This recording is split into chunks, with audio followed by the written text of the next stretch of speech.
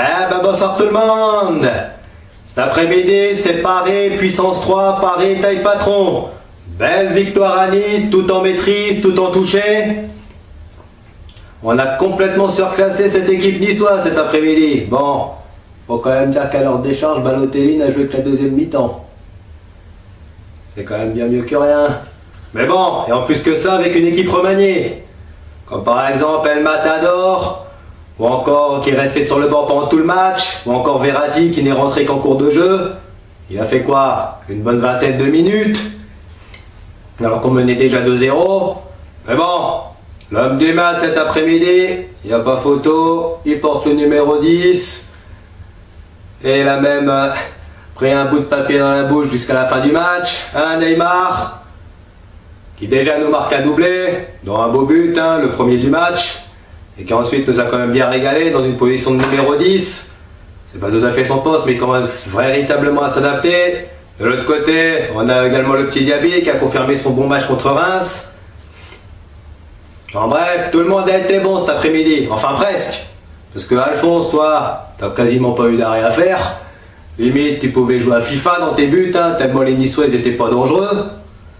Mais surtout, s'il y a bien un joueur qui m'a bien déçu cet après-midi, c'est Elfideo. André, Di Maria. Qu'est-ce que t'as foutu? T'avais pas de dopamine cet après-midi?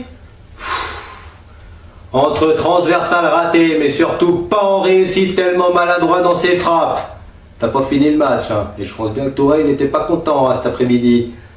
Oi oi oi oi oi oi oi.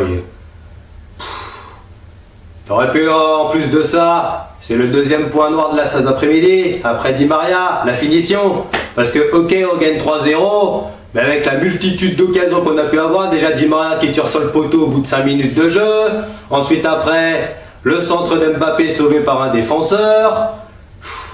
On aurait pu gagner 4 ou 5-0 ce match. On gagne notre moyenne de 3 buts, mais franchement, c'est un peu la finition qui nous a fait un tout petit peu défaut cet après-midi, parce qu'on en a eu des occasions. En Ligue 1 c'est passé, mais en Ligue des Champions ça passera pas ce genre d'occasion. Il faut les mettre au fond. Bah oui. Mais sinon, cet après-midi, c'était vraiment une belle victoire en maîtrise. D'autant qu'en plus, ça a été également le retour de la défense à 3, qui cette fois-ci a bien mieux marché que contre Angers au mois d'août. Avec un Kehrer qui a été bien meilleur que lors de ses premiers matchs, qui a quand même réussi à nous contenir Saint-Maximin, un des joueurs les plus rapides du championnat. Bon, beaucoup moins rapide que Kylian, bien évidemment. Mais bon, on sait le tous, Saint-Maximin c'est un bon joueur, il a quand même réussi à nous le contenir. De l'autre côté, côté niçois, un Balotelli invisible, un Cyprien qui est rentré, qui se fait expulser. Donc déjà que c'était mission impossible à 2-0, bah là, ça s'est bien vite vu à la fin du match. Entre deux, Neymar nous marque un doublé, et puis c'est Nkunku, le grand copain de Diaby, qui marque le deuxième but. À l'affût, avec Mbappé qui a fait tout le boulot, un super 1-2, qui mobilise deux défenseurs, qui crochette Benitez, bon qui n'arrive pas à pousser au fond, mais voilà, Nkunku il a le mérite d'être là. Parce qu'au moins sur nos occasions on a eu du soutien, contre un beau niçois. On a eu plusieurs occasions, plusieurs centres où il n'y avait que des blancs dans la surface. Il n'y avait que des joueurs à nous. Mais bon, on voit bien avec ce match-là, d'habitude on gagne on joue en 4. Tourelle commence petit à petit à imposer sa patte. Marquinhos a été quand même bien meilleur dans un poste de milieu que lors de ses matchs précédents. Mais en tous les cas, cette victoire elle est quand même méritée. Parce que non seulement on s'est créé beaucoup d'occasions, mais en plus de ça, à la perte du ballon, on se battait pour le récupérer. Maintenant on fait ça en Ligue 1, mais après il faut le répéter en Champions League. On le sait, le niveau est plus élevé. Mais là, on refait ce genre de match-là. Ce sera tout bénef pour nous. On pourra au moins essayer, disons, de prendre des points contre le Napoli. Si les gens ont fait un bon match nul en Italie, ce sera déjà pas mal.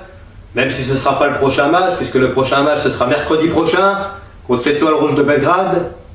Match classé à haut risque, d'autant qu'en plus de ça, ces fadas de l'UEFA de Madrid, là, ils n'ont rien trouvé de mieux pour 2-3 petits fumigènes de nous casser le virage Auteuil. Ça va fermer. Résultat, nos ultras, ils vont aller où? Ils vont aller où pour lever ce mal? D'autant qu'en plus les supporters serbes, ils ont l'impression d'être des fanatiques, ils sont hyper chauds. Non mais sans déconner quoi. Ce sera un match à haut risque. On refait ce genre de prestation. avec un peu plus d'agressivité. Ça passera. Ça passera. Ça passera mercredi. Normalement, l'Étoile Rose, c'est censé être l'adversaire le plus faible du groupe. Si on arrive à prendre 6 points contre eux, on peut retrouver la qualification. Après, il faudra prendre des points contre le Napoli et battre Liverpool au parc au match retour. Sur ce, bien content, fier de nos couleurs, fier de la prestation de nos joueurs. C'était taille patron cet après-midi. C'est une équipe niçoise qui a pratiquement pas existé. Place à la Champions League. Et après, ce sera les méchants lyonnais. Bye bye tout le monde. Et allez Paris!